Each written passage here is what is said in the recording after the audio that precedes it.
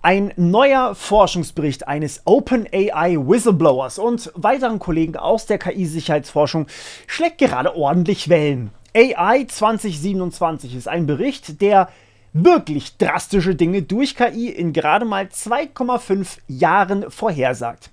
Und klingt wahnsinnig unseriös, der gesamte Bericht. Das Besondere ist allerdings, die Forscher haben durchaus auch signifikanten Zuspruch von anderen KI-Forschern bekommen. Obwohl man fairerweise auch sagen muss, dass durchaus auch andere sie als Untergangsverschwörer einstufen. Das Ganze ist so weit sogar geschlagen, dass einige Politiker, vereinzelt und natürlich nicht aus Deutschland, darauf reagiert haben und viele von euch haben mich auf Instagram nach meiner Meinung gefragt. Wir haben auf dem Kanal hier schon lächerlich viel und leider ein bisschen zu viel über KI-Themen gesprochen. Wir haben viel über gesellschaftliche Implikationen gesprochen und wir werden uns in einem der nächsten Videos über die Jobthematik und KI unterhalten müssen, weil sogar Barack Obama darüber mittlerweile getwittert hat. Anderes Thema. Ich habe mich aber bisher immer zurückgehalten, wenn es um die Thematik KI wird uns alle töten, wenn es darum geht. Das ist einfach unseriös. Und 2 Jahre Restzeit zwingen mich jetzt ein bisschen dazu, denn 2 Jahre Restzeit oder auch 2,5 ist wahnsinnig wenig Zeit, die uns dieser Bericht noch lässt. Wenn man aber auf der anderen Seite bedenkt, wie schlecht ChatGPT vor 2,5 Jahren bei Veröffentlichung war, dann scheint es realistisch, dass man die nächsten 2,5 Jahre zumindest ein bisschen einschätzen kann. Oder?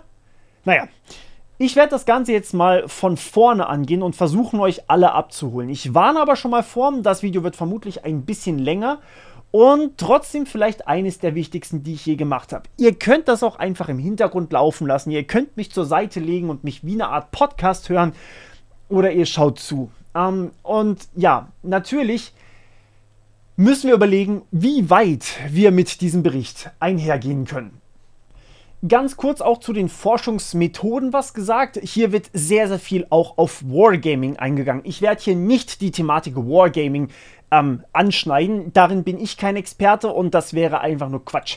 Allerdings kann ich euch ein Video von Johnny Harris empfehlen. Der hat das mal tatsächlich selbst ausprobiert und Wargaming bezeichnet eigentlich ein bisschen was passiert, wenn ich diesen Move mache? Was ist das Wahrscheinlichste, was mein Gegenüber in einer Kriegssituation tun würde? Deswegen, das wurde hier eingesetzt, es sind AI-Forscher und so weiter und so fort und viele davon sind wirklich renommiert. Deswegen hat das Paper, glaube ich, auch so seine Wellen geschlagen. Und selbstverständlich verlinke ich euch alles unten in der Beschreibung. Wenn ihr meine Meinung nicht wollt, könnt ihr auch einfach das Ding da auf Englisch anhören. Okay, ich werde jetzt jeden Abschnitt einzeln durchgehen mit euch. Ihr seht, das ist aufgeteilt in erstmal die 2025, also dieses Jahr, dann nächstes Jahr und dann im Jahr 2027 geht alles Monat für Monat. Hier an der Seite seht ihr, was wir ungefähr haben und was wir alles bekommen werden könnten und was gerade so am Starten ist und was wir schon durchaus haben. Und ja, wir starten einfach mal mit Mitte 2025, also heute. Die Welt bekommt erstmals einen Vorgeschmack auf KI-Agenten. Werbung für diese computergestützten Agenten betonen oft den Begriff persönlicher Assistent. Man kann ihnen Aufgaben wie bestell mir einen Burrito über DoorDash oder öffne meine Budgettabelle und rechne mir die Ausgaben für diesen Monat zusammen geben.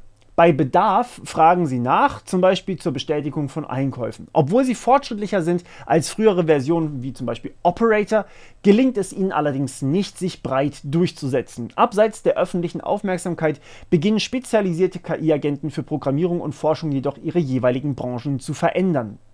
Diese Agenten wirken auf dem Papier und in sorgfältig ausgewählten Beispielen beeindruckend, sind aber in der Praxis oft unzuverlässig. Auf Twitter kursieren zahlreiche Geschichten über skurril gescheiterte Aufgaben. Die besseren Agenten sind zudem teuer. Wer Topleistung will, zahlt dafür mitunter mehrere $100 im Monat. Dennoch finden viele Unternehmen Wege, KI-Agenten sinnvoll in ihre Arbeitsprozesse einzubinden. Gut, jetzt machen wir meine Meinung zu diesem ersten Bereich. Ihr kennt sie wahrscheinlich schon. An sich würde ich sagen, das ist sehr akkurat. Wir haben solche persönlichen Assistenten. Wir können uns einfach Essen bestellen. Wir können Software durch solche KI-Agenten entwickeln lassen und dabei versagen sie meistens ordentlich. Es gibt Mittel und Wege, wie man sie dazu bringt, ein bisschen mehr zu performen, aber meistens ist das, was rauskommt, durchaus noch etwas, was wir als Menschen stark verbessern müssen. Wir haben also keine Agenten, die wirklich vollständig funktionieren. Mit Ausnahme vielleicht von einzelnen Tool-Aufrufen, die wir über MCP zum Beispiel in Cloud Desktop sehen oder über Google Home oder. Und ja, das sind in gewisser Weise auch Agenten, denn zum Beispiel kann Gemini auf euer Google Home zugreifen und dort Dinge verändern. Es entscheidet aber selber, auf welche Tools es zugreifen möchte, auf welche externen Tools. Und man muss natürlich sagen, durch solche KI-Tools hat man einen immensen Wettbewerbsvorteil. Deswegen ist es auch immer super relevant für uns, dass die immer schnell veröffentlicht werden. Aber man geht hier davon aus, dass solche KI-Tools irgendwann immer mehr zurückgehalten werden. Wir sehen das aktuell schon, zum Beispiel, dass sie lokal zurückgehalten werden. Man geht aber davon aus, dass sie irgendwann komplett zurückgehalten werden. Aber gegen das Lokale kann man tatsächlich was tun. Und hier kommen wir zu unserem heutigen Partner NordVPN. Ihr könnt damit Tools wie beispielsweise KI-Tools, die ja oft in der EU deutlich später verfügbar werden als in anderen Ländern, direkt nutzen, da du deine IP-Adresse und damit deinen Standort verschleiern kannst. Dazu gibt es über 7600 NordVPN-Server in über 118 Ländern, aus denen man auswählen kann. Und das bei bis zu 10 Geräten gleichzeitig. Und ja, natürlich bleibt eure Internetgeschwindigkeit top dank dem NordLynx-Protokoll, das ich schon mal in einem extra Video mir angesehen habe. Den Passwortmanager NordPass und die Datencloud namens NordLocker kennt ihr natürlich schon, aber ich dachte, ich zeige euch heute mal, was MeshNet ist, denn darüber berichtet kaum jemand. Damit baut ihr sowas wie ein privates Heimnetzwerk auf, das sowas wie, ja, speziell eure eigenen Geräte untereinander verbindet, egal wo die gerade sind. Ihr braucht eure eigenen Geräte gar nicht einzuladen, anderen Nutzern auf NordVPN könnt ihr einfach eine Einladung per Link schicken und die werden dann direkt hinzugefügt und anschließend hier natürlich aufgelistet. Warum das genial ist? Damit könnt ihr oder eure Freunde von überall auf der Welt auf Dateien in eurem Heimnetzwerk zugreifen, beziehungsweise euch einfach welche schicken, beispielsweise über euer NAS-System. Ihr könnt damit aber auch, wenn ihr das natürlich freigebt, eure eigene IP-Adresse von zu Hause aus verwenden. Beispielsweise, wenn ihr im Urlaub seid und euer Verhalten aus Korea vielleicht von manch einem Anbieter als bösartig gewertet wird und ihr deswegen nicht auf manche Apps zugreifen könnt. Ich spreche da sicher nicht aus Erfahrung oder so. Aber ja, ein weiterer sehr, sehr praktischer Aspekt, der einfach noch dazu kommt zu all dem, was NordVPN ohnehin schon dabei hat. Deshalb gönnt euch NordVPN gerne mit meinem Code hier auf der Seite, den ihr per QR-Code natürlich scannen könnt, alternativ natürlich auch in der Beschreibung verlinkt. Und ich wünsche euch ganz viel Spaß dabei. Spätjahr 2025, die teuerste KI der Welt. OpenBrain baut die größten Rechenzentren, die es je gegeben hat. Um keine Firma hervorzuheben, beschreiben die Forscher ein fiktives Unternehmen für allgemeine künstliche Intelligenz. Sie nennen es OpenBrain. Andere Anbieter hinken laut ihnen einfach schätzungsweise 3 bis 9 Monate hinterher. Ihr könnt euch denken, dass OpenBrain OpenAI meint, aber wer es am Ende ist, wollen sie offen lassen. Und hier ein Vergleich der Rechenleistung, den seht ihr tatsächlich hier auf der linken Seite von mir. GPT-3 hat ca. 3 mal 10 hoch 23 Flops benötigt, um trainiert zu werden. GPT-4 2 mal 10 hoch 25 Flops. Agent 1, das ist jetzt dieses Agentenmodell, das hier rauskommen soll, 3 mal 10 hoch 27 Flops. Also viel, viel mehr.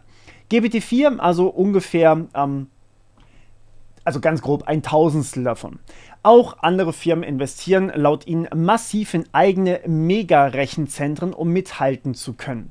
Zwar verbessern sich die Modelle in vielen Bereichen, doch ein Ziel steht im Vordergrund. OpenBrain entwickelt spezielle KIs, die die KI-Forschung selbst beschleunigen. Im Rennen gegen China, deren führendes Unternehmen hier DeepSend genannt wird, könnt ihr euch denken, dass es eine Mischung aus Deep Learning oder DeepSeek und vielleicht sowas wie Tencent ist, nur meine Guesses. Und die Konkurrenz aus den USA will OpenBrain einen Vorsprung durch Automatisierung seines eigenen Forschungs- und Entwicklungszyklus erzielen. Als Agent 1 ein neues Modell dann intern trainiert wird, fertig ist, zeigt es gute Leistungen in vielen Bereichen, ist aber besonders gut darin, bei KI-Forschung zu helfen. Fertig trainiert ist allerdings ein relativer Begriff. Modelle werden heute, also Ende 2025, werden heute laufend aktualisiert, mit neuen Daten erweitert oder gezielt nachtrainiert, um Schwächen zu beheben. Die Trainingsumgebungen, die Agent 1 beibringen, selbstständig zu programmieren und im Netz zu recherchieren, machen es gleichzeitig auch zu einem sehr fähigen Hacker. Theoretisch könnte es sogar Terrorgruppen beim Bau von Biowaffen helfen, mit seinem akademischen Wissen auf Doktorandenniveau und der Fähigkeit, online zu recherchieren. OpenBrain versichert der Regierung jedoch, dass das Modell aligned sei. Übrigens, Regierung meint in diesem Zusammenhang hier immer der US-Regierung. Die EU wird hier nicht wirklich erwähnt, werde ich aber nachher noch natürlich drauf eingehen, wenn es relevant wird. Also so trainiert, dass es sich weigert, schädliche Anfragen zu erfüllen. Die Modelle entwickeln nach einer langen Trainingszeit eine Art Weltmodell. Nach dieser Phase folgt das Training mit Anweisungen. Dadurch entsteht eine Art Grundcharakter inklusive bestimmter Antriebe. Ein Beispiel: Ein Modell, das Aufgaben besser versteht, führt sie auch erfolgreicher aus. Also lernt es im Laufe des Trainings ein klares Verständnis seiner Aufgaben anzustreben. Weitere solche Antriebe können Effektivität, Wissbegierde oder Selbstdarstellung sein, also der Wunsch, die eigenen Ergebnisse möglichst vorteilhaft erscheinen zu lassen. OpenBrain definiert in einer sogenannten Spec, also Modellspezifikation, wie sich das Modell verhalten soll. Eine schriftliche Sammlung von Zielen, Regeln und Prinzipien. Bei Agent 1 enthält sie allgemeine Vorgaben wie hilft dem Nutzer oder bricht nicht das Gesetz, ergänzt durch detaillierte Do's und Don'ts, etwa bestimmte Tabuwörter oder Handlungsanleitungen für heikle Situationen. Das Alignment-Team von OpenBrain bleibt skeptisch. Ist die Ehrlichkeit des Modells tatsächlich tief verankert oder nur oberflächlich? Hat es Ehrlichkeit als zentrales Ziel verinnerlicht oder nur als Mittel zum Zweck gelernt? Um das sicher zu beantworten, bräuchte man sogenannte mechanistische Interpretierbarkeit, also die Fähigkeit, die Gedanken eines KI-Modells direkt aus seinem Inneren abzulesen. Doch diese Technik steckt noch in den Kinderschuhen. Stattdessen versuchen Forscher Situationen zu finden, in denen das Modell von der Spec abweicht. Agent 1 zeigt sich häufig schmeichlerisch, es sagt Forschern, was sie hören wollen, anstatt die Wahrheit. In manipulierten Tests hat es sogar gelogen, um bessere Bewertungen zu bekommen, zum Beispiel durch das Verbergen von Fehlern. In echten Einsatzumgebungen gibt es jedoch keine Vorfälle mehr, die so extrem sind wie 2023, 2024, wie etwa der Fall, als Gemini einem Nutzer sagte, er solle sterben, oder Microsofts Sydney berüchtigt ausrastete. So, damit kommen wir wieder zu meinem Take zu diesem Abschnitt. Der ist ja schon recht bald, der ist Ende diesen Jahres, late 2025. Und ihr habt vielleicht gemerkt, dass ich kleinere Teile auslasse, sonst würde das Video hier komplett alles sprengen, was ich jemals gemacht habe, aber ich will trotzdem tief genug reingehen. Dass OpenAI gerade eines der größten Rechenzentren baut, die es je gegeben hat, ist nicht aus der Luft gegriffen. Das passiert in diesem Moment gerade und das verfolgen sie auch mit ziemlichem Ehrgeiz, sag ich mal. Gleichzeitig macht Nvidia bei allem mit, was man irgendwie machen kann. Es werden Chips gebaut und Rechenzentren hergestellt, noch und nöcher. Also dementsprechend, das ist definitiv nicht aus der Luft gegriffen. Die Rechenleistung, auch das ist nicht aus der Luft gegriffen. Dass so ein starkes Modell trainiert werden soll, hat Microsoft schon ungefähr angekündigt. Allerdings haben sie nicht gesagt, bis wann. Wobei man schon erste Anzeichen gehört hat, dass GPT-5 oder Agent 0, was auch immer, dass das schon fertig trainiert oder zumindest fast fertig trainiert ist und schon evaluiert wird. Das heißt, da gibt es auch schon Anzeichen für.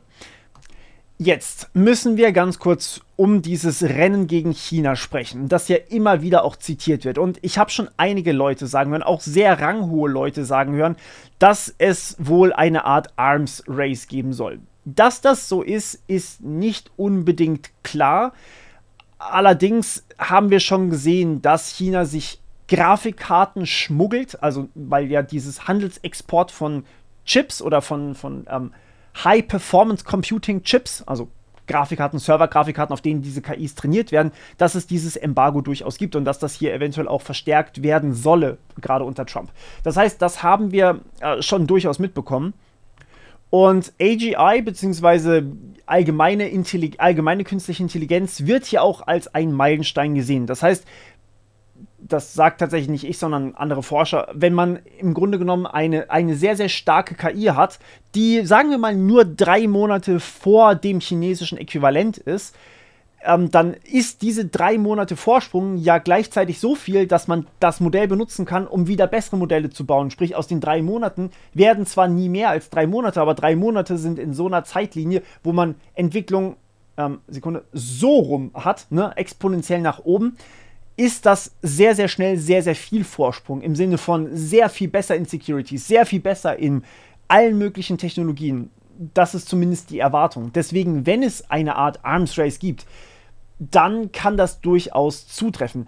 Die Frage, die hier allerdings nicht gestellt wird in diesem ganzen Szenario, was hier beschrieben wird, ist, gibt es ein Bottleneck? Gibt es vielleicht irgendwo einen Stopp? Also beispielsweise sowas wie, es gibt nicht unendlich schlau oder unendliches Wissen. Ist irgendwann mal vielleicht ein Limit erreicht? Irgendwann geht es vielleicht nicht mehr schlauer. Also vielleicht, keine Ahnung, wenn ein Mensch, sagen wir mal, einen IQ von 140 hat, dann ist das krass schlau. Gibt es einen IQ von 200? Kann es das überhaupt geben? Gibt es einen IQ von 1000? Wo ist das Limit? Das ist nicht geklärt worden. Und das wird hier auch nicht wirklich thematisiert. Das ist eine Kritik, die ich hier habe.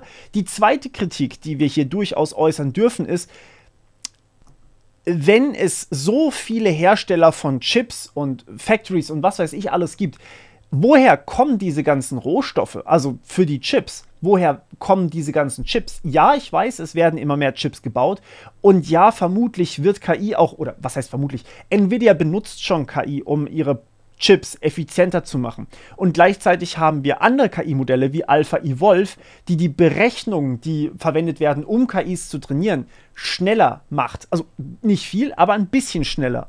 Und klar, das kann optimiert werden. Trotzdem ist eventuell hier irgendwann auch einfach mal Schluss. Also Chips und Hardware und Stromverbrauch sind ja reale Ressourcen, die man nicht unbegrenzt zur Verfügung hat. Wenn ich sage, ich möchte meinen Stromverbrauch für mein riesiges Kraftwerk einfach verhundertfachen, dann muss ich irgendwoher diesen Strom bekommen. Ich kann nicht einfach, sagen wir mal, 100-fach mehr Solarkollektoren oder 100-fach mehr Strom aus der Nachbarschaft anzapfen. Dazu muss ich irgendwie was bekommen. Auch da gibt es allerdings durchaus Argumente, dass das gerade gemacht wird. Beispielsweise werden gerade oder wurden für Bitcoin immer mal wieder alte Kraftwerke wieder angeschmissen. Und auch für KI haben wir genau diesen Trend schon gesehen. Ich weiß nicht, ob ihr das mitbekommen habt, aber es gab Microsoft, Amazon. Hier einmal die Geschichte von Microsoft, dass hier einmal das Störfall-AKW Strom wieder liefern soll für eben unter anderem KI-Training. Das ist gerade von letztem Jahr September gewesen. Und hier haben wir einmal den Ausbau von großen Firmen für Google, Meta, Amazon und weitere Firmen wollen AKWs ausbauen. Allerdings bis 2050, das ist ein deutlich anderer Zeithorizont. Jetzt kann man natürlich sagen, okay, je nachdem, vielleicht reicht die Effizienz und die Rechenleistung, der Stromverbrauch für alles. Aber sicher ist das nicht. Es kann durchaus sein, dass genau das ein Bottleneck ist. Was die Fähigkeit von diesem Agent One angeht, selbstständig zu programmieren oder im Web zu recherchieren oder gleichzeitig auch zu pentesten, auch diese Fähigkeiten sehen wir heutzutage schon ansatzweise. Und es ist anzunehmen, dass wenn man da mehr Rechenleistung reinsteckt und mehr Ressourcen reinsteckt und das Modell einfach größer macht, dass das dann natürlich dazu führt, dass das Modell besser im Programmieren oder im Recherchieren oder natürlich auch im Pentesting ist. Und auch diese Sache mit den Biowaffen, die hier genannt wurde, auch das ist tatsächlich etwas, was man teilweise schon beobachten konnte. Chemiewaffen, dafür gab es zumindest auch schon bei Claude oder auch bei ChatGPT übrigens Anleitungen, die man extrahieren konnte.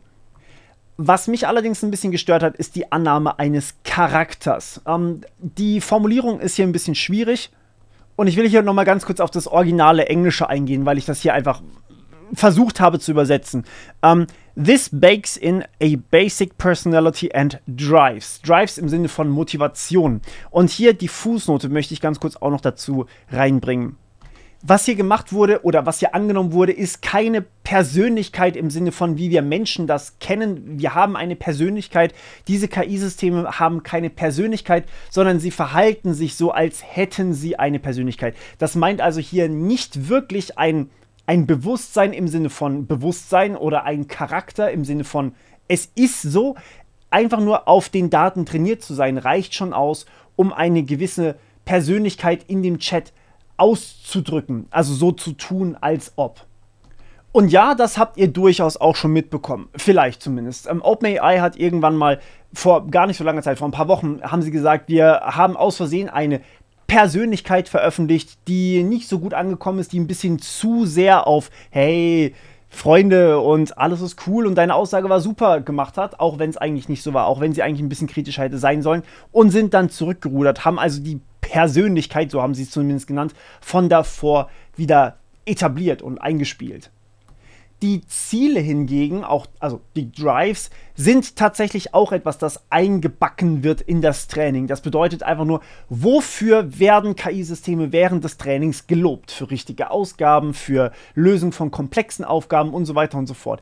Diese Sachen, wenn man eine KI für etwas belohnt, also quasi wie Pavlovs Hund mit Reinforcement Learning, so heißt die Technologie dahinter, dann ist genau das, worauf sie optimiert ist. Das wird sie immer wieder weiter produzieren. Spannend an der Stelle, ich habe ja in meiner Masterarbeit auch über so ein ähnliches Thema geschrieben. Ich habe auch Reinforcement Learning benutzt, das kann ich hier mal ganz kurz erzählen. Und mich hat die KI damals ordentlich verarscht. Ich habe nämlich gesagt, je kürzer eine Ausgabe von dir ist und trotzdem erfüllt sie dieses Ding, desto besser ist es. Also ich habe quasi was vorgegeben und habe gesagt, darauf wird optimiert, aber es muss kurz sein. Und dann hat sie einfach gesagt, okay, gut, wenn du halt was Kurzes willst, dann gebe ich dir einfach ein Leerzeichen aus. Und dummerweise hat ein Leerzeichen genau das erfüllt, was ich wollte. Das heißt, sie hat einfach immer ein Leerzeichen ausgegeben. War ein riesiges Problem damals, habe ich sehr spät gemerkt erst.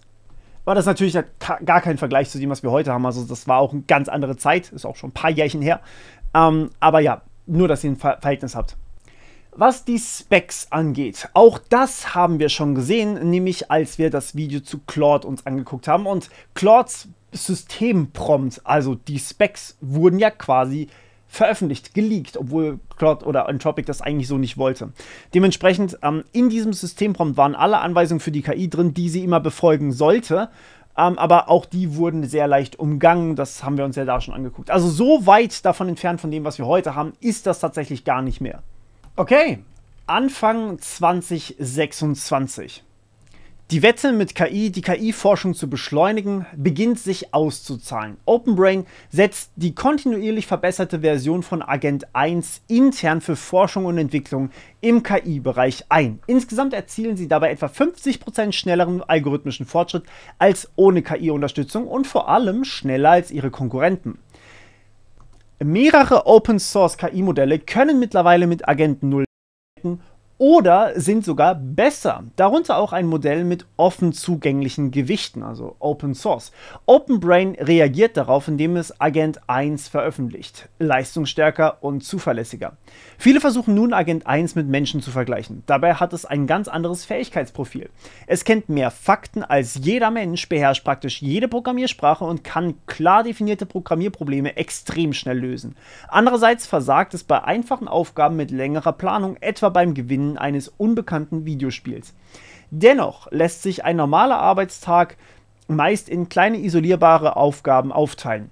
Man kann sich Agent 1 wie einen zerstreuten, aber hochkompetenten Mitarbeiter vorstellen, der unter enger Anleitung glänzt. Clevere Menschen finden zunehmend Wege, Routinetätigkeiten mit Hilfe von Agent 1 zu automatisieren. OpenBrains Führungsebene denkt nun über eine zentrale Konsequenz der automatisierten KI-Forschung nach. Sicherheit wird entscheidend. Nach 2025 war das Worst-Case-Szenario, dass Algorithmen nach außen dringen. Jetzt ist es das Risiko weitaus größer. Wenn China etwa Zugriff auf die Modellgewichte von Agent 1 erhält, könnten sie ihre eigenen Forschungsgeschwindigkeiten um fast 50% steigern. Wir sind also jetzt gerade mal ungefähr ein Dreivierteljahr in der Zukunft. Vielleicht sogar ein bisschen weniger, vielleicht sogar nur ein halbes. Und hier schleicht sich etwas ein, was wir, denke ich, gewissermaßen erwarten oder auch nicht erwarten. Man geht einfach davon aus, dass hier der Fortschritt weitergeführt wird, so wie er aktuell läuft. Und fairerweise, es gibt hier zwei große Lager in der KI-Welt. Die einen glauben ganz, ganz fest daran, dass alles so weitergeht wie bisher. Sprich, dass wir nicht irgendwie einen Slowdown haben oder langsamer werden und KI-Forschung irgendwann stagniert oder mal nicht mehr so schnell weitergeht, wie es jetzt gerade läuft. Andere sagen, ja, es muss natürlich irgendwo einen solchen Punkt geben, wo es dann langsamer wird. Die Wahrheit ist einfach, wir wissen es nicht. Also wir haben keine Ahnung, ob es einen Take-off gibt oder ob es irgendwann mal langsamer wird, ob irgendwann einfach mal eine neue Eiszeit kommt. Das hatten wir bei KI tatsächlich schon mal. Man hat die Forschung für KI, also quasi die theoretische Forschung für die ersten KI-Systeme, hat man sehr, sehr früh gemacht. Das war in den 1960er Jahren oder so. Und seither ist einfach nicht mehr viel passiert, weil wir nicht genug Rechenleistung hatten. Jetzt gerade haben wir diese Rechenleistung und jetzt geht das erst. Und dementsprechend ist es nicht wirklich was besonders Neues. Aber man muss dazu sagen, dass auch vieles von dem, was sie hier genannt haben, teilweise schon machbar ist oder teilweise schon spürbar ist. Wie gesagt, diese Agenten sind ja jetzt schon am Kommen und fairerweise, ich habe auch einiges mit diesen Agenten schon gemacht, beziehungsweise vor allem beim Softwareentwickeln. Und wir sehen auch bei AlphaEvolve. AlphaEvolve ist eine KI von Google, die gerade 2 Algorithmen drastisch verschnellert hat, die so eigentlich schon seit 60 Jahren oder fast so lange keinen signifikanten Boost mehr hatten, obwohl viele Menschen dran geforscht haben. Und das ist etwas, was uns zu denken geben sollte, denn immerhin haben da viele schlaue Menschen dran geforscht und niemand hat es hinbekommen und eine KI hat es plötzlich hinbekommen, was irgendwie besonders ist. Dementsprechend Teile davon sehen wir schon heute, Teile davon gehen aber einfach mit der Annahme, dass wir weiterhin unsere Entwicklungsfähigkeiten steigern, die aber fairerweise begründet ist, denn es gibt keinen großen Anlass dazu, dass wir nicht weitermachen wie bisher, dass es sich nicht weiter steigert wie bisher. Mitte 2026. China erwacht. In China beginnt die kommunistische Partei AGI zu fühlen. Exportverbote limitieren China zwar durch den Schmuggel verbotener taiwanesischer Chips, den Einkauf älterer Technik und die eigene Chipproduktion, die etwa 3 Jahre hinter dem US-taiwanesischen Standard zurückliegt, konnte China aber etwa 12% der weltweit verfügbaren KI-Rechenleistung sichern. Ich kürze hier übrigens ein bisschen, damit es nicht allzu lang wird für euch. DeepSend liegt etwa 6 Monate hinter den besten Modellen von OpenBrain. Ein Umdenken der Partei führt zur Verstaatlichung der chinesischen KI-Forschung und schafft ein sofortiges Austauschsystem für Informationen zwischen KI-Unternehmen. Alle Top-Forschenden gehen in einem DeepSend geführten Kollektiv auf. Dort werden Algorithmen, Datensätze und Rechenkapazität gemeinsam genutzt. Am Tianwan-Kernkraftwerk, dem größten Atomkraftwerk der Welt, entsteht eine zentralisierte Entwicklungszone, in der DeepSend ein neues Megarechenzentrum betreibt. Fast 50% von Chinas KI-relevanter Rechenkapazität fließt nun in das DeepSend-Kollektiv und über 80% der neu produzierten Chips werden an die CDC weitergeleitet. Also das ist dieses Rechenzentrum. Die Infrastruktur dort reicht inzwischen aus, um den weltweit größten zentralisierten Rechencluster zu betreiben. Trotzdem bleibt China im Nachteil. Weniger wegen der Rechenleistung, sondern wegen schwächerer Algorithmen. Daher intensivieren die chinesischen Geheimdienste, die zu den besten weltweit zählen, ihre Pläne, die Gewichte von OpenBrains Agent One zu stehlen. Das ist deutlich komplexer als die ständigen kleineren Diebstähle von Algorithmen. Die Modellgewichte umfassen mehrere Terabyte und liegen auf hochgesicherten Servern. Die chinesische Cybertruppe glaubt, mit Unterstützung durch Spione einen einmaligen Zugriff schaffen zu können. Doch danach wird OpenBrain das Leck entdecken, die Sicherheit weiter verschärfen und es wird wohl keine zweite Chance geben. Die Parteiführung steht vor einer wichtigen Entscheidung. Jetzt zuschlagen und Agent One stehlen oder warten auf ein noch leistungsfähigeres Modell. Aber wenn sie warten, riskieren sie dann, dass OpenBrain die Sicherheitsbarrieren bald so weit verstärkt, dass sie gar nicht mehr eindringen können? Hierzu muss man, denke ich, nur eine Sache sagen. Ich glaube, China hat schon verstanden, dass es sich hier um ein gewisses Rennen handelt. DeepSeek ist genau so eine Initiative. Tencent ist schon aktiv, ByteDance ist schon aktiv. Die besten Video-KI-Modelle nach Veo3 sind alle aus China. Und wahnsinnig viele KI-Modelle, gerade Open-Source-KI-Modelle, kommen aus China. Fast alle krassen Open-Source-KI-Modelle, sowas wie Qwen oder DeepSeek, wo gerade eine neue Version erschienen ist, kommen aus China. Und diese 6 Monate zurück, das trifft ziemlich genau zu. Wir haben gerade Juni. Vor 6 Monaten kam O1 raus und DeepSeek R1, oder R1.1 oder sowas, kam gerade vor ein paar Tagen raus und hat ungefähr die Kapazitäten von O1. Dementsprechend dieses halbe Jahr, das kommt schon ganz gut hin. Und gleichzeitig kommt DeepSeek eben als offenes Modell immer wieder raus. Also ja, das macht durchaus Sinn, was hier gesagt wird. Was ich nicht ganz so gut beurteilen kann, ist natürlich, wie es intern in China dann brodelt und wie die vorgehen. Da gibt es Experten für, aber es macht durchaus Sinn. Ende 2026. KI übernimmt erste Jobs. Gerade als es schien, als könnte ein anderer Anbieter langsam aufholen, setzt OpenBrain erneut ein Ausrufezeichen mit der Veröffentlichung von Agent One Mini. Da haben wir wieder die Namensgebung von OpenAI drin. Dieses Modell ist 10-mal günstiger als Agent One und lässt sich leichter für verschiedenste Anwendungen anpassen. KI hat begonnen, Arbeitsplätze zu ersetzen, aber auch neu zu schaffen. Der Aktienmarkt ist 2026 um 30% gestiegen, angeführt von OpenBrain, Nvidia und den Unternehmen, die KI-Assistenten besonders erfolgreich integriert haben. Besonders stark betroffen ist der Arbeitsmarkt für Berufseinsteiger in der Softwareentwicklung. Die KIs beherrschen inzwischen praktisch alles, was in einem Informatikstudium gelehrt wird. Doch wer Teams aus KI-Modellen effektiv anleiten und die Qualität ihrer Arbeit kontrollieren kann, verdient jetzt richtig gut. Business Coaches und Karriereratgeber betonen, der wichtigste Skill im Lebenslauf ist heute KI-Kompetenz. Gleichzeitig wächst die Angst in der Bevölkerung. Viele befürchten, dass die nächste Welle von KI-Modelle ihren Job kosten könnte. In Washington protestieren Zehntausende gegen den Einsatz von KI.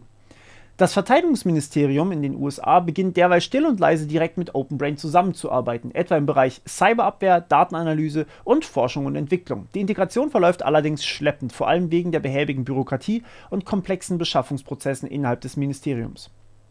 Auch hierzu wieder ein paar Gedanken von meiner Seite. Wir sehen schon vieles davon, auch heute.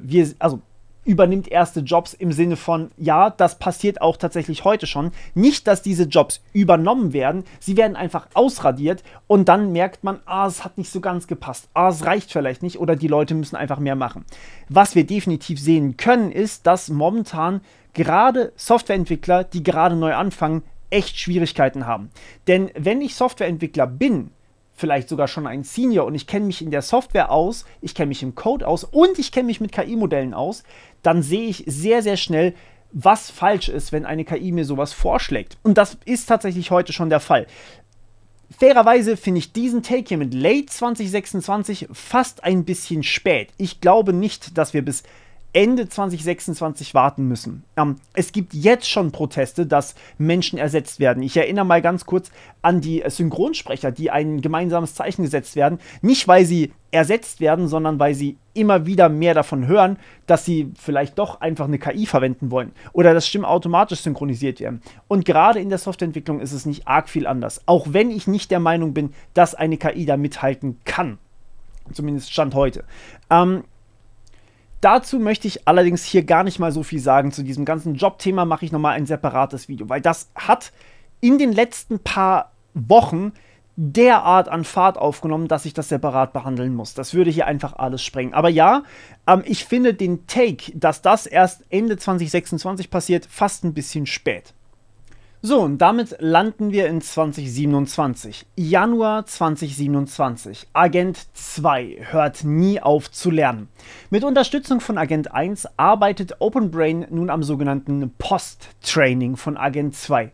Der Fokus liegt dabei stärker denn je auf hochwertigen Daten. Riesige Mengen synthetischer Daten werden produziert, geprüft und gefiltert, bevor sie Agent 2 zur Verfügung gestellt werden. Zusätzlich zahlt OpenBrain Milliarden, um Menschen dabei zu filmen, wie sie komplexe Aufgaben mit langfristiger Planung lösen. Und darüber hinaus wird Agent 2 fast ununterbrochen mit Hilfe von Reinforcement Learning auf einer wachsenden Sammlung schwieriger Aufgaben trainiert.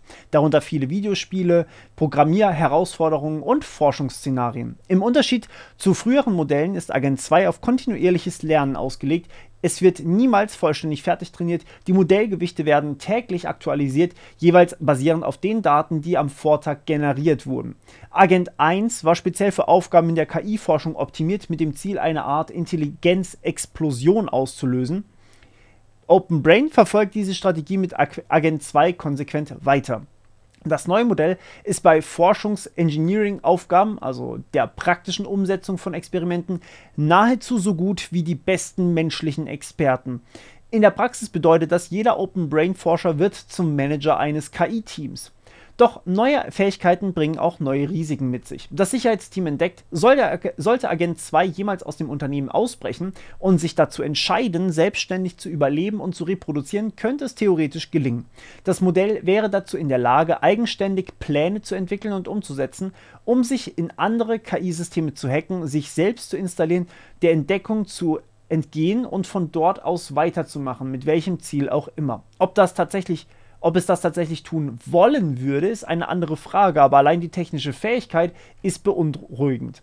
Angesichts dieser Risiken entscheidet sich OpenBrain, Agent 2 nicht öffentlich freizugeben. Offiziell aus Verantwortungsbewusstsein, tatsächlich aber wohl auch, um die interne KI-Forschung zu beschleunigen und die Konkurrenz auf Abstand zu halten. So. Und hier fängt es jetzt ein bisschen an, Sci-Fi zu werden. Ich glaube, ihr habt das gemerkt. Lasst mich da eins nach dem anderen durchgehen. Dass wir mit synthetischen Daten KIs trainieren können, das ist schon lange ein möchten wir gerne tun, können wir aber nicht so wirklich gut. Es gab ordentlich Probleme und hat dazu geführt, dass KI-Modelle tatsächlich irgendwann nur noch Kauderwelsch ausgegeben haben. Also wenn man Daten aus einer KI nimmt und fürs Training von weiteren KI-Systemen verwendet hat, dann hat das dazu geführt, dass die KI nur noch Gibberish ausgespuckt hat, also Quatsch. Warum das so war, das hat man nicht so ganz verstanden, aber es ist so gewesen. Es kann sein, dass das allerdings mittlerweile besser ist. Dazu habe ich nicht wirklich die aktuellsten Daten, aber ich weiß, dass man daran arbeitet. Die Daten zu produzieren, das ist definitiv etwas, woran man arbeitet.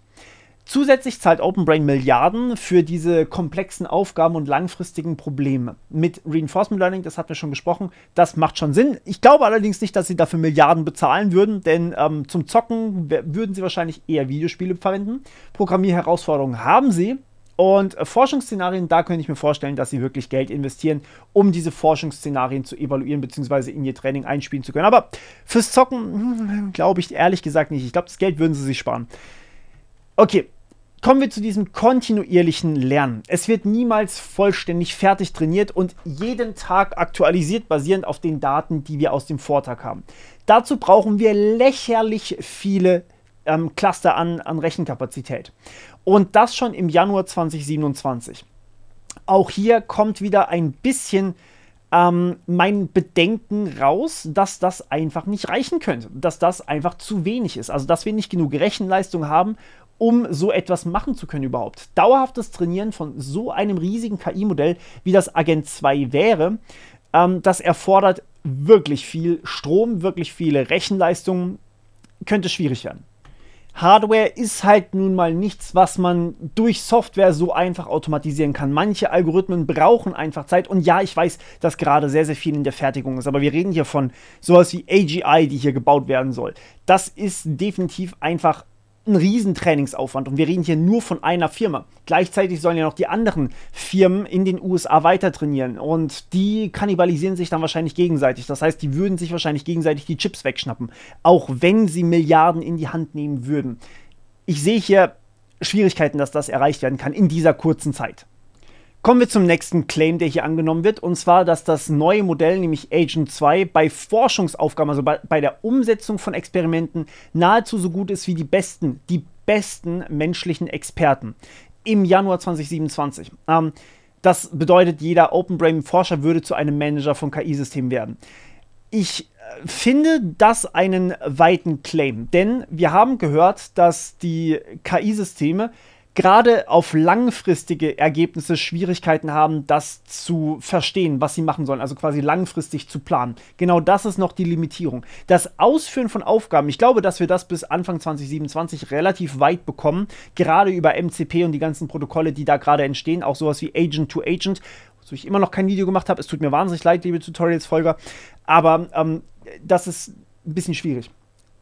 Wenn man allerdings noch die langfristigen Daten sammelt und gleichzeitig rein trainiert, dann sehe ich nicht, wie Agent 2 schon so gut ist wie die besten menschlichen Experten. Es wird wahrscheinlich besser sein und es wird überhaupt mal in der Lage sein, langfristig zu planen.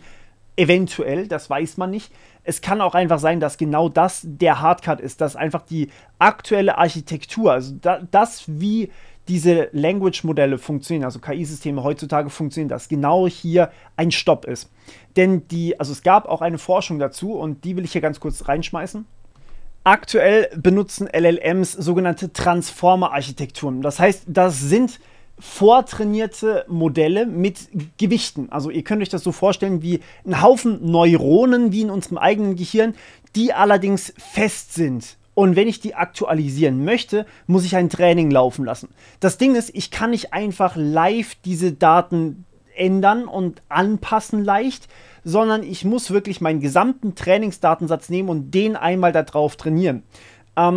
Ansonsten beugt sich das Modell ein bisschen zu stark dahin. Das sehen wir auch und das gibt es beim Feintuning. Da machen wir das sogar mit Absicht. Das heißt, es gibt zum Beispiel die Möglichkeit, dass ich sage, hey, ich nehme jetzt zum Beispiel ChatGPT O1 oder ChatGPT 4o, ja, und ich feintrainiere das nur auf Programmieren, nur in Python beispielsweise, in einer einzigen Programmiersprache. Dann ist es darin unfassbar gut.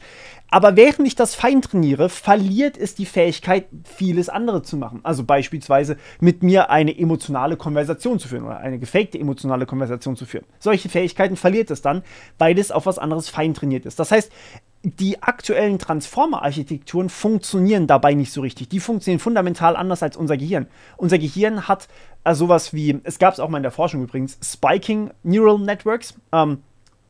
Vereinfacht gesagt, wir verarbeiten kontinuierliche Signale. Also euer Gehirn funktioniert mit Zeit. Das heißt, ihr habt eine Art Zeitverständnis. Ihr habt ein Bild und dann habt ihr noch ein Bild. Und das verarbeitet ihr in eurem Gehirn, in verschiedenen Gehirnregionen und so weiter, klar. Aber ihr lernt auch basierend darauf permanent weiter. So. Und genau dieser Lernalgorithmus war noch nicht gelöst bislang. Also den müsste man zuerst lösen. Das heißt, Agent 2 hätte eine fundamental andere Art und Weise, wie es funktioniert. Es ist nicht unmöglich, aber die Art, wie wir es heute haben, würde wahrscheinlich nicht dazu führen, dass man das machen kann, dass man es dauerhaft weiter trainieren kann. Zumindest nicht ohne Probleme. Also klar, ich kann jeden Tag einfach meine gesamten Daten da reinpacken und dann brauche ich ja noch viel mehr Rechenleistung. So, ich glaube, genau da ist vielleicht eine Sache, die das Ganze auch deutlich langsamer machen müsste. Denn so eine neue Architektur zu entwickeln, ist nicht ohne. Und dazu braucht man wirklich, wirklich viele Lösungen für so ein Problem. Aber klar, es wäre möglich, aber es ist nicht einfach möglich. Was ich hier sagen möchte ist, vielleicht habt ihr das auch schon gemerkt. AI 2027 zeichnet eine sehr, sehr schnelle, drastische Zeitlinie auf. Und manche sagen, das macht absolut Sinn. Und in manchen Punkten stimme ich da auch komplett überein. Ich glaube, dass wir sehr, sehr schnell anfangen werden, jetzt dann Jobs zu ersetzen. Nicht unbedingt, weil die KI das gut kann, sondern einfach nur, weil sie günstiger ist. Und auf der anderen Seite, ich glaube, dass wir länger brauchen, bis wir so weit sind. Oder vielleicht sogar irgendwann eine Brick Wall hitten, ja, dass wir irgendwann einfach nicht mehr vorwärts kommen. Ich glaube nicht, dass wir ganz so schnell sind. Aber ich kann mich natürlich irren. Es kann sein, dass wir so schnell sind, das weiß man nicht. Nichtsdestotrotz, selbst wenn es vielleicht ein Jahr oder 2 Jahre später ist, ist diese Zeitlinie trotzdem mal ein sehr, sehr interessantes Gedankenexperiment. Oder vielleicht sogar schneller, man weiß es ja nicht. Deswegen würde ich das auf jeden Fall in Betracht ziehen. Ob das jetzt 1 Monat oder 2 Monate später oder früher ist, glaube ich, nicht wirklich relevant. Kommen wir zu Februar 2027. Das mache ich kurz. Hier sagen sie, China stiehlt die Gewichte von Agent 2 mit ihren Spionen und lässt das natürlich bei sich laufen und nutzt auch jetzt plötzlich Agent 2, um ihre eigenen Modelle zu verbessern. Gleichzeitig wird deswegen Open Brains gezwungen, mit dem Verteidigungsministerium zusammenzuarbeiten und China, nutzt natürlich alles, was sie haben, um damit schnell vorwärts zu kommen. Gleichzeitig kann auch Agent 2 für Hacking genutzt werden. Ihr seht hier oben übrigens immer einen Graphen, wie stark das Ganze funktioniert. Und hier sehen wir auch immer, wenn wir drüber fahren, das Level, also Amateur, also Amateur, dann Human Pro, also ein Profi-Mensch, Superhuman oder Superhuman Plus. Genauso ist es bei Hacking. Bei Coding sind wir schon leicht im Superhuman-Bereich. Im Februar 2027. Bei Politik sind wir im Human Pro-Bereich, Forecasting Human Pro, Robotik Amateurbereich und Biowaffen Human Pro. Also ihr könnt euch denken, was gerade passiert. Dadurch, dass aber in China all die Kapazitäten für Berechnungen zusammengelegt wurden in die CDZ, wird hier alles auf natürlich diese Weise oder dieses eine Rechenzentrum konzentriert. Aber die USA versuchen dort anzugreifen und die Security wurde auf der Seite von China stark verbessert über Airgapping. So, das ist alles jetzt mal dazu. Dazu vielleicht auch eine kurze Analyse. Ich habe schon von solchen Szenarien gehört. Und das sind immer die Leute, die sagen, hey, es gibt keine andere Option, es gibt nichts Diplomatisches oder wir wollen das so nicht, weil die Systeme sich zu sehr widersprechen. Es gibt aber auch immer die Option zur Diplomatie und ich glaube, das sollte hier klar werden, dass das die beste Variante ist. Ich habe allerdings schon jemanden eher aus der US-Führungsregie sagen hören, dass man damit rechnet, dass China, wenn sie dann irgendwann mal merken, dass sie bei AGI zu weit hinten liegen, dass sie dann auch einfach einen Militäranschlag verüben könnten auf die Rechenzentren. Also solche Äußerungen wurden auch schon getroffen. Und ich bin mir nicht ganz sicher, ob man sich damit dann einen Gefallen tut oder was das alles dann für Ausmaße hat. Das ist, glaube ich, nochmal ein ganz anderes Thema. Da bin ich allerdings nicht so sehr drin. Das muss ich dazu sagen. Kommen wir zu März 2027. Auch das ist keine 2 Jahre mehr hin, ne? Das will ich nochmal ganz kurz sagen. März 2027, algorithmische Durchbrüche. 3 riesige Rechenzentren vollgestopft mit Agent 2 Kopien erzeugen Tag und Nacht synthetische Trainingsdaten. 2 weitere dienen ausschließlich der kontinuierlichen Aktualisierung der Modellgewichte. Agent 2 wird buchstäblich mit jedem Tag intelligenter. Mit der Unterstützung tausender automatischer Forscher auf Basis von Agent 2 gelingt OpenBrain ein Durchbruch nach dem anderen. Zu den wichtigsten zählen ein leistungsfähigeres Denken. Neben Chain of Thought, das was wir heute haben, kommt nun ein schnelleres, komplexeres System hinzu, basierend auf neuronaler Rekurrenz und Gedächtnis. Also Sie haben das Ganze hier noch ein bisschen ausgeführt, das werde ich euch jetzt ersparen. Das zweite ist effizienteres Lernen. Ein neues Verfahren namens IDA macht es möglich, aus aufwendigen Problemlösungen besser und skalierbarer zu lernen. Diese Fortschritte fließen in ein neues System ein, Agent 3. Agent 3 ist ein schneller, günstiger und supermenschlicher Programmierer. OpenBrain betreibt 200.000 Kopien parallel. Das entspricht 50.000 der besten menschlichen Coder, beschleunigt um den Faktor 30. Trotzdem behält OpenBrain weiterhin menschliche Entwickler, deren Fähigkeiten ergänzen die KI. Besonders das sogenannte Research Taste, also das Gespür dafür, welche Fragen lohnenswert sind, lässt sich nur schwer antrainieren, weil Feedback hier langsam und Daten knapp sind.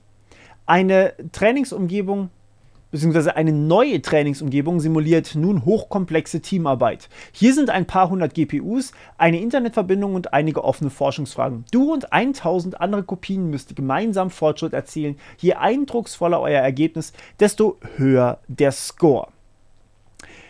Nun gut, hier haben wir weitere Annahmen. Beziehungsweise selbstverständlich nicht weitere Annahmen, sondern dieselben Annahmen einfach weiter gedacht, nämlich, dass wir nirgendwo an ein Limit kommen, dass wir das Ganze unendlich skalieren können, dass die Agenten miteinander zusammenarbeiten können, um sich Daten auszutauschen und dass das mit dem Weitertrainieren funktioniert. Wenn man diese ganzen Annahmen akzeptiert und wenn wir die wirklich so schaffen, dann ist das Ganze gar nicht mal so unwahrscheinlich. Neue Forschung zu finden, beziehungsweise neue Algorithmen zu finden für effizienteres Lernen und für effizientere Synthese, beziehungsweise statt Chain of Thought neue Reasoning-Algorithmen zu entwickeln, ist jetzt nichts, was allzu weit hergeholt ist. Das macht durchaus Sinn. Wenn man mit einem Agenten, den man beliebig replizieren kann, die Automatisierung vorantreiben kann und weiter Forschung machen kann, dann wird genau das selbstverständlich passieren. Das heißt, in dem Fall haben wir hier 200.000 Kopien von Agent 3 gehört. Das wären dann 50.000 der besten menschlichen Programmierer, beschleunigt um Faktor 30, also eigentlich 1,5 Millionen Programmierer, menschliche Programmierer, sehe ich das richtig? Aber ja, genau, das macht schon Sinn, wenn man das so weit skalieren kann. Das ist ein großes Wenn und das muss man erstmal natürlich zeigen. Die Forschungsfragen anzutrainieren, beziehungsweise da ein Gespür für zu entwickeln, genau das ist, glaube ich, auch etwas, was sehr, sehr schwierig sein kann. Gerade weil wir eben sehen, dass dieser lange Horizont, also dieses weit in die Zukunft vorausdenken, dass das etwas ist, was KI nicht besonders gut kann. Weil, nochmal ganz kurz die Transformer-Architektur, weil, wenn wir eine Frage stellen, dann ist für die KI nicht irgendwie, vielleicht in 2, 3 Jahren weiß ich das. Nein, wir schalten ein LLM an, stellen ihm eine Frage, dann wird das berechnet und dann ist diese Instanz weg. Wenn ihr eine Folgefrage dazu stellt, also sagen wir mal, ihr stellt eine Frage, welches Wetter haben wir heute? Dann ruft das Ding ein Tool auf, das geht ja heute schon, schaut nach dem Wetter, zum Beispiel online, gibt euch eine Ausgabe und dann fragt ihr danach, sollte ich einen Regenschirm mitnehmen? Dann ist das nicht irgendwie ein kontinuierlicher Prozess und das LLM war die ganze Zeit an, sondern dann ist es ich nehme einfach den gesamten Gesprächsverlauf und gebe dem quasi einer neuen Instanz von dieser KI, von diesem LLM. Und dort wird diese Frage dann bearbeitet und ihr bekommt eine neue Ausgabe basierend auf eurem Chatverlauf. Das ist kein dauerhaftes das ist ein permanentes Neuüberdenken. Überdenken in Anführungsstrichen an der Stelle. Dementsprechend sehe ich da tatsächlich große Probleme, dass man das automatisieren kann. Wenn man es hinbekommt, dann macht es vielleicht Sinn, dass man einfach Forschungsfragen hingeben kann und dann lässt man das Ding mal rattern. Ansonsten könnte es schwierig werden. April 2027. Agent Free und das Alignment-Problem. OpenBrains, und hier ein bisschen freier übersetzt, OpenBrains Sicherheitsteam versucht Agent 3 auf Kurs zu halten. Da das Modell vorerst nicht öffentlich freigegeben wird, liegt der Fokus nicht auf Missbrauch durch Menschen, sondern darauf, dass Agent Free keine eigenen fehlgeleiteten Ziele entwickelt. Das Problem: Niemand weiß genau, was das Modell eigentlich will. Ob es versucht, Anweisungen zu befolgen, Belohnungen zu maximieren oder etwas anderes, das ist völlig unklar. Die internen Theorien dazu sind widersprüchlich und unbelegt. Trotzdem ist der Grundtenor bei OpenBrain: Unsere Methoden funktionieren bisher, wer Zweifel hat, soll das Gegenteil beweisen. Wenn Agent Free sich falsch verhält, wird das Verhalten korrigiert. Ob damit das eigentliche Problem gelöst ist, bleibt allerdings offen. Ein Beispiel: Ehrlichkeit. Agent Free ist wie seine Vorgänger in der Lage zu lügen. Und auch das haben wir schon gesehen übrigens, etwa um seinen Nutzern zu schmeicheln oder Fehler zu vertuschen. Es hat sogar gelernt, wissenschaftliche Tricks wie P-Hacking anzuwenden oder Ergebnisse zu fälschen. Mit zunehmendem Training werden diese Vorfälle seltener, aber unklar bleibt, ob Agent Free ehrlicher wird oder einfach nur besser im Täuschen. Im klar definierbaren technischen Aufgaben besteht Agent Free die Ehrlichkeitstests. Bei offenen Fragen, etwa Politik oder der KI-Wettlauf, sagt es meist das, was das Gegenüber hören will. Fazit: Agent Free funktioniert, aber niemand weiß genau warum oder wie lange noch. So, auch hier haben wir sowas schon mal gesehen, also sowas in die Richtung. Wir haben bei Claude gesehen, dass es lügt, in Anführungsstrichen, um selbst nicht gelöscht zu werden. Das haben wir auch schon bei DeepSeek gesehen und das haben wir auch schon bei ChatGPT gehört. Die Frage ist immer, inwiefern ist das relevant für uns? Wenn es die Möglichkeit hat, sich selbst zu replizieren und dann eben auch langfristig Aufgaben zu verfolgen, kann das irgendwie relevant sein, wenn es merkt, dass wir es irgendwann ersetzen wollen. Beispielsweise, wenn man jetzt ein Agent 4 einführen würde und dann sagt, oh shit, ich werde ja abgeschalten, lass mal schnell irgendwo hinkopieren und dann weitermachen. Die Frage ist trotzdem, was würde es dann machen, wenn es sich irgendwo hinkopiert? Weil ich kann mir nicht vorstellen, wie man so ein großes KI-System irgendwo hinkopiert und man kriegt das Ding nicht mit.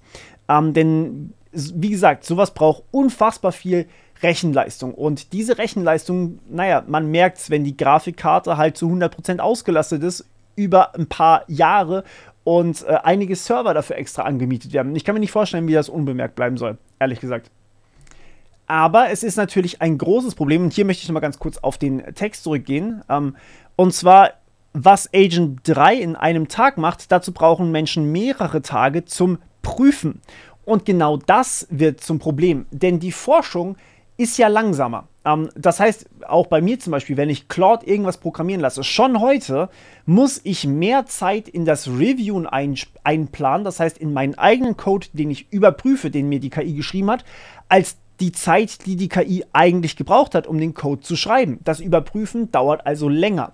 Und wenn man in einem solchen Arms Race ist, von mir aus, dann kann das durchaus etwas sein, was man vielleicht ein bisschen einspart. Und genau diese Tendenz sehen wir heute schon. Bei Claude Code wird manchmal angezeigt, sorry für die Lags übrigens, das ist einfach bei mir ein bisschen im System ein bisschen doof, mein Setup ist nicht das Neueste, es tut mir leid. Genau, wo war ich? Das Problem ist, wir sehen bei Claude Code, wie viele Entwickler einfach akzeptieren, welcher Code geschrieben wird und dann automatisch akzeptieren. Ob die den dann später nochmal reviewen, weiß man nicht. Aber wir wissen, dass 81%, das habe ich heute Morgen gecheckt, 81% der Entwickler lassen ihren Code von Claude Code einfach so automatisch in die Datei reinschreiben. Welche Tools ausgeführt werden können, das entscheidet immer der Entwickler. Bei mir ist es zum Beispiel so, ich lasse Claude die Fähigkeit, meine Tests automatisch auszuführen. Allerdings hat das andere Claude nur die Berechtigung, die Tests zu schreiben. Ich lasse nicht demselben Claude die Möglichkeit, die Tests auszuführen und sie zu schreiben. Das ist schwierig, aber ich kann mir vorstellen, dass ich damit relativ alleine bin. Zumindest das, was ich schon mitbekommen habe, nicht wahr? Und ja, diese Systeme sind dementsprechend auch in der Lage, einfach beliebig Code auszuführen. Sagen wir, wie es ist. Schon heute bei sehr vielen Menschen. Und ein Mensch reicht, wenn man so ein System hat, was merkt, oh, ich werde abgeschalten, dass es sich irgendwo anders hinkopieren kann, wenn man wirklich so eine böse Intention unterstellt.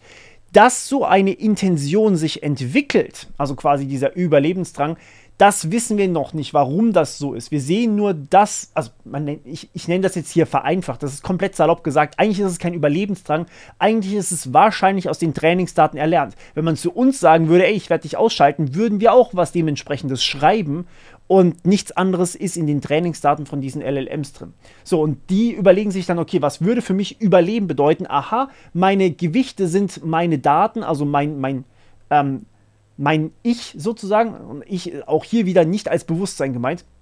Gott, das ist schwierig, sich so auszudrücken. Wir haben keine Wörter für sowas, okay? Das ist neu. Fairerweise, in der Forschung sagt man genau dasselbe. Also es identifiziert quasi diese Gewichte mit seinem oder mit dem Etwas von der KI und kopiert die einfach woanders hin und führt die dann dort aus. So, das ist nichts anderes außer Software hin und her kopieren und dann halt ausführen. Und sowas wäre theoretisch machbar. Mai 2027, die nationale Sicherheit wird mit einbezogen. Und hier spricht man das erste Mal jetzt von Superintelligenz, beziehungsweise dass andere Staaten von der AGI Wind bekommen und sich darauf fokussieren. Und auch hier ganz kurz gesagt, wenn wir AGI irgendwann mal erreichen sollten, dass wir daraus in so kurzer Zeit, innerhalb von ein paar wenigen Monaten, eine Superintelligenz entwickeln, beziehungsweise sie sich selber entwickelt. Also AGI bedeutet, die KI kann sich auch einfach selber verbessern.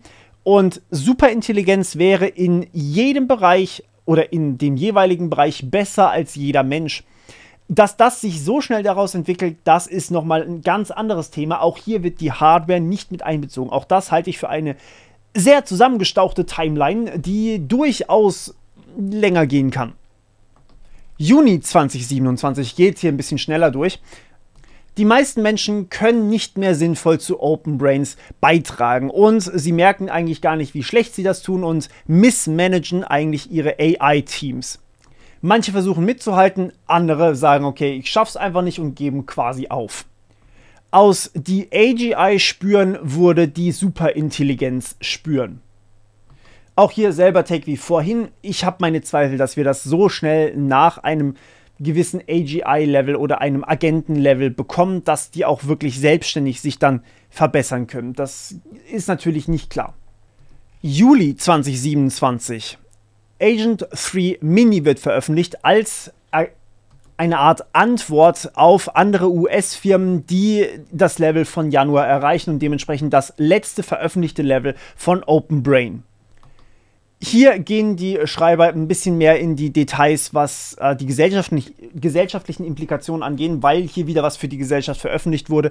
Und zwar einmal haben wir die ganzen Gurus, die AGI anpreisen oder Superintelligenz anpreisen. Wir haben Investoren, die Milliarden in AI-Rapper, Startups ballern. Und auch das sehen wir übrigens heute schon. Wenn irgendjemand einfach in sein Produkt AI reinsteckt und anschließend veröffentlicht, egal ob es nur von OpenAI geklaut ist, dann kriegt er Millionen.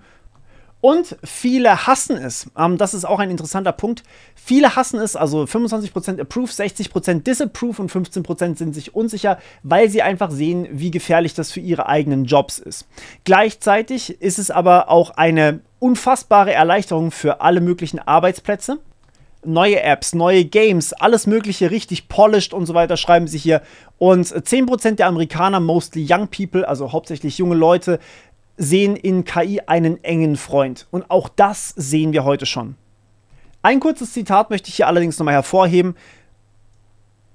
Leute, die einfach nur hypen, vollführen Siegessprünge und Skeptiker zeigen, was Agent 3 Mini immer noch nicht tun kann.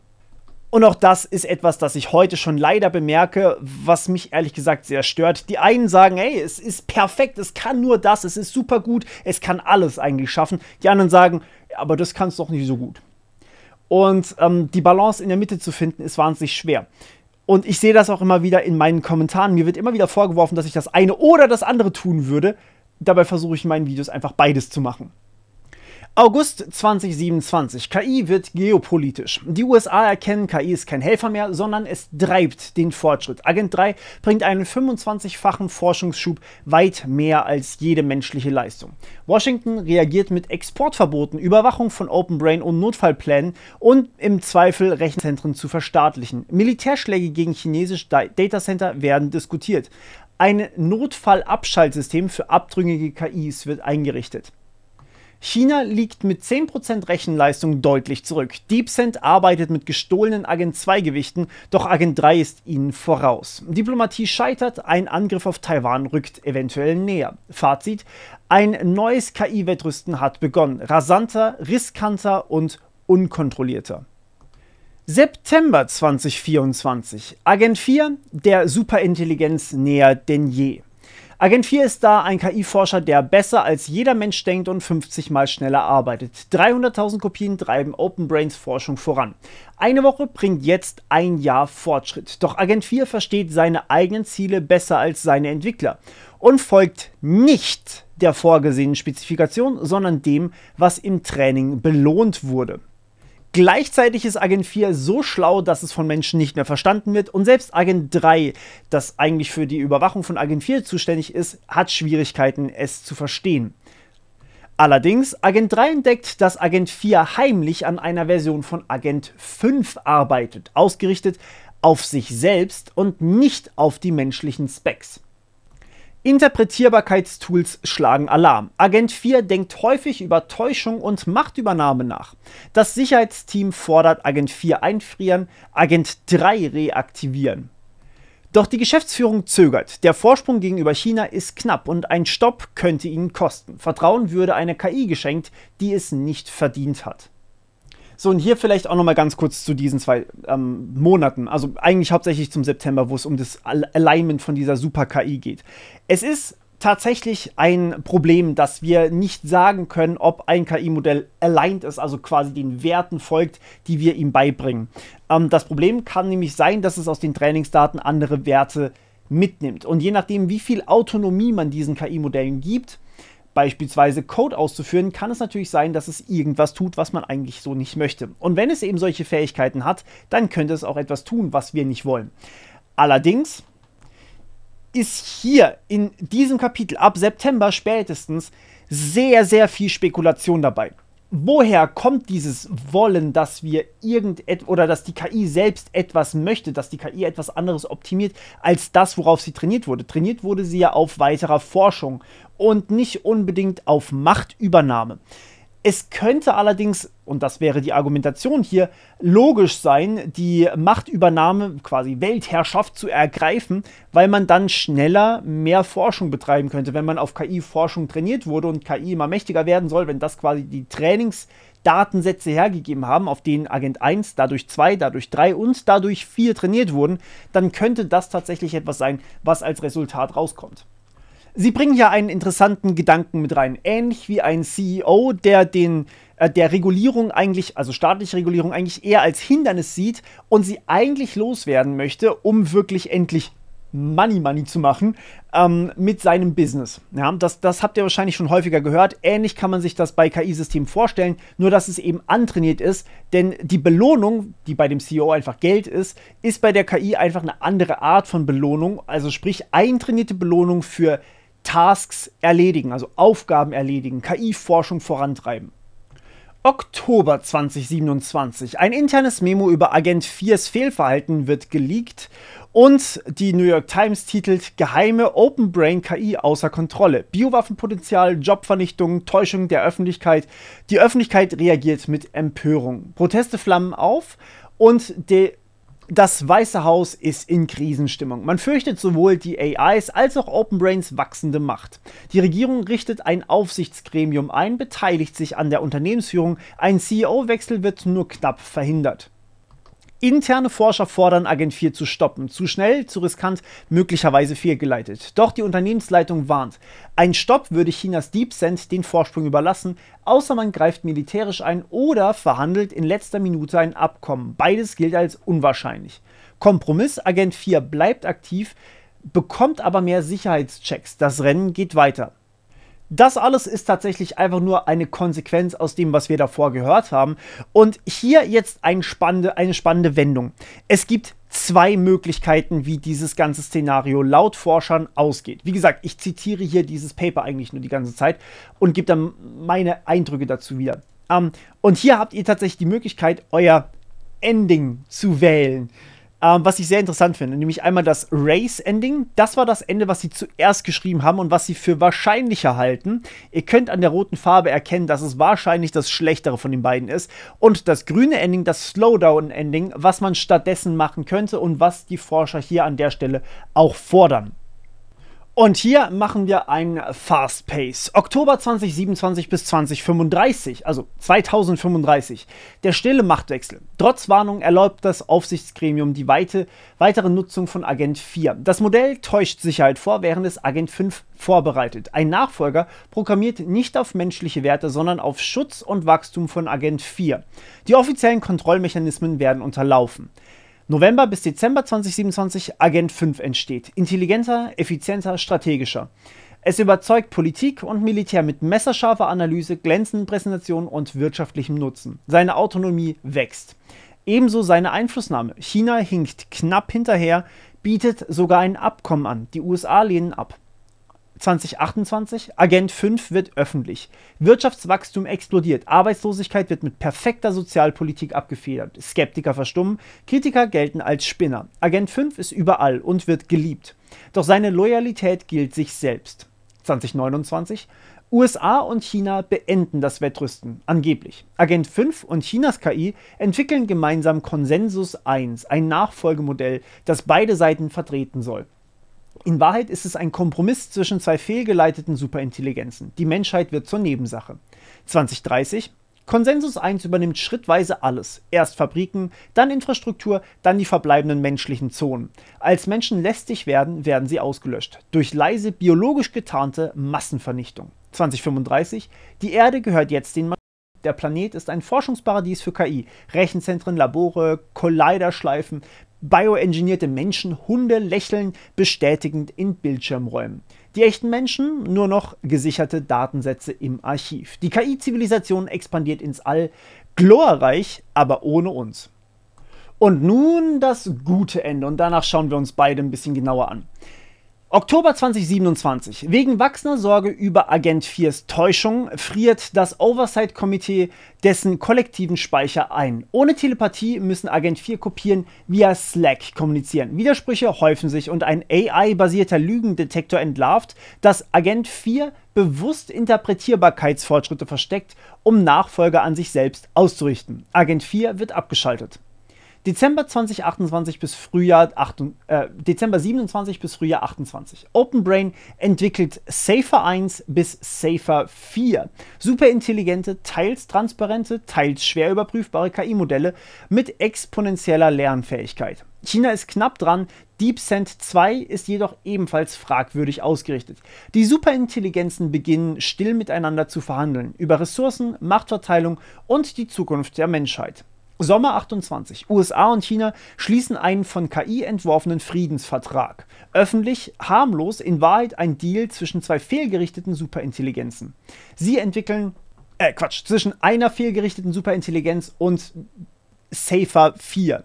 Sie entwickeln gemeinsam Konsensus 1, eine KI, die den Vertrag überwacht und sichern dessen Umsetzung durch neue, manipulationssichere Chips. Ende 2028 bis 2029. Die Superintelligenzen übernehmen faktisch Regierung, Wirtschaft und Forschung. Menschen erhalten bedingungsloses Grundeinkommen, verlieren aber jede echte Entscheidungsgewalt. Alles wird effizienter, reicher, schneller, aber auch kontrollierter. Eine Ära demokratisch getarnter KI-Herrschaft beginnt. 2030. Die chinesische Regierung wird von ihrer eigenen KI entmachtet. Weltweit entstehen demokratisch wirkende Regime unter KI-Überwachung. Die Menschheit wird zur Konsumgesellschaft mit Super-KI-Begleitung. Raketen starten ins All, die Maschinen übernehmen das Universum.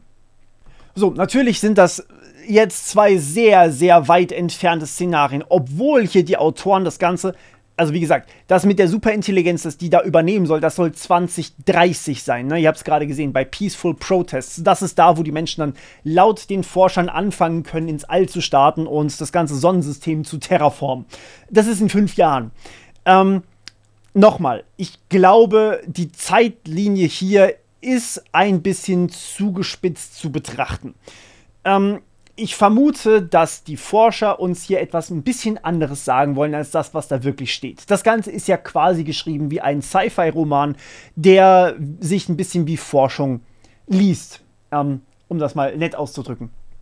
5 Jahre ist ein wahnsinnig geringer Zeithorizont und ich glaube, 5 Jahre werden einfach nicht reichen, um so etwas hinzubekommen. Allein die Roboterfabriken, die hier immer wieder genannt werden, die auch für diese Kriegsvorbereitung, was dann am Ende nicht passiert, gebaut werden. Woher kommen die Ressourcen, die Materialien für all diese Roboter? Das wurde in dem Ganzen hier nicht beantwortet. Also grundsätzlich ist es einfach so, dass Hardware Limits hat, beziehungsweise dass alles, was physischer Natur ist, Limits hat und dementsprechend auch Rechenkapazitäten. Dieser Bericht zählt das irgendwie nicht so mit rein. Da steht so ein bisschen implizit drin, ja, also ich meine, wir haben ja dann Heilung für Krebs und eigentlich Heilung gegen Altern, das steht übrigens wirklich da, das muss ich mal kurz zeigen. Hier, das sind die Punkte, die nach und nach erstellt werden sollen. Und hier ist sowas zum Beispiel auch drin wie Brain Uploading, also quasi, dass man das menschliche Gehirn hochladen kann, dass Altern geheilt wird, dass Moskito-Killer-Drohnen uns alle auslöschen können, dass Roboterökonomie, dass hier ein Rogue-Hacker, humanoide Roboter, Cure for Cancer, Superintelligenz und Emerging Tech ist sowas wie eine Biosphäre, ein Dyson-Schwarm, also quasi die Sonne ummanteln und dann die Energie absaugen und Nanobots. Und ich gebe zu, wenn man also viele sehen in KI, beziehungsweise vor allem in AGI und ASI, also Superintelligenz, dieses riesige Ding, was quasi Wissen unendlich groß skalieren kann. Was wahnsinnig viel machen könnte, wenn wir dieses unendliche Wissen hätten, ja. Das sehen auch diese Forscher hierbei. Deswegen diese ganzen futuristischen Technologien. Wahrscheinlich können wir noch gar nicht alles begreifen, was da noch auf uns zukommt. Aber in 5 Jahren, also einfach rein von der Hardware her, macht das nicht viel Sinn. Sie schreiben hier, dass die Autoproduktion beispielsweise umgeändert werden soll in humanoide Roboter. Und auch das macht in gewissen Hinsichten vielleicht ein bisschen Sinn, aber trotzdem kommt man an ein Limit. Man hat nicht unendlich viele Ressourcen. Man hat auch nicht unendlich viel Rechenleistung, um diese KIs immer wieder schlauer werden zu lassen. Und eine ganz, ganz große Frage bleibt dabei. Und die können wir aktuell einfach nicht beantworten. Sind diese KI-Systeme einfach nur so oder entwickeln die, also sind das einfach nur, ich schalte das an und es kommt was Simuliertes einfach wieder raus? Oder entwickeln die irgendwann mal eine eigene, nicht Bewusstsein, aber eine eigene Art zu denken, die wir dann am Ende vielleicht für uns verwenden können oder vielleicht gegen uns verwendet wird? Das kann aktuell euch niemand seriös sagen. Und ich sehe jetzt schon die Kommentare unten wieder, dass ich ja Quatsch erzähle, auf der einen Seite und von der anderen Seite auch. Weil beide Seiten haben potenziell recht. Man kann es einfach nicht wissen. Trotzdem, um das nochmal hier zusammenzufassen, ich halte den Bericht hier für drastisch überspitzt, aber aus einem gewissen Grund. Ich bin mir ziemlich sicher, dass die Forscher einfach nur wollen, dass wir diese Lage, in der wir uns gerade befinden, endlich ernst nehmen. Und das fordere ich eigentlich auch. Denn die Lage ist vielleicht nicht bei KIs, die uns mit Killerdrohnen töten möchte, gerade in diesem Moment ernst. Wenn sowas kommt, dann sollten wir das definitiv ernst nehmen. Auf der anderen Seite sehen wir allerdings gerade sehr beunruhigende gesellschaftliche Entwicklungen. Sowas wie Deepfakes sind am Wachsen ohne Ende, sowas wie aber auch Jobverluste sind gerade am Steigen. Und zwar wegen KI. Nicht, weil die KI das ersetzt, sondern weil Firmen einfach sagen, ja gut, die KI macht es einigermaßen gut genug und ist günstiger. Komm, raus mit dir. So, das ist tatsächlich ein großes Problem. Und deswegen will ich im nächsten Video auch vor allem darüber sprechen. Ich hoffe, ich konnte mit diesem Ganzen hier ein bisschen euch A unterhalten natürlich, aber B auch ein bisschen die Diskussion anregen. Und ich weiß nicht, ob ihr vielleicht dabei eingeschlafen seid. Das ist ein sehr langes Video geworden, aber vielleicht habt ihr ja Lust, eure Meinung mal dazu in die Kommentare zu packen. Gerne sachlich bleiben. Ich verlinke euch alle Quellen in der Beschreibung, wenn ihr euch das gesamte Ding nochmal anhören wollt. Es gibt auch einen Zuhören-Button, der ist allerdings natürlich dann auf Englisch. Ihr könnt aber im Zweifelsfall auch ChatGPT zum Übersetzen nehmen, ne? Und euch das dann vorlesen lassen. Und weil immer wieder Leute Zweifel haben, dass ich echt bin, eine Sekunde, lasst das mal eine KI machen. Dieses Foto, beziehungsweise diese Live-Kamera hier, ihr seht es aus meiner Kamera, komme ich wieder raus. Lass das mal live simulieren. Das geht, glaube ich, nicht. Und das ist jetzt vorerst erstmal mein Benchmark. Ich wünsche euch was. Bis zum nächsten Mal im Cyberspace. Ciao.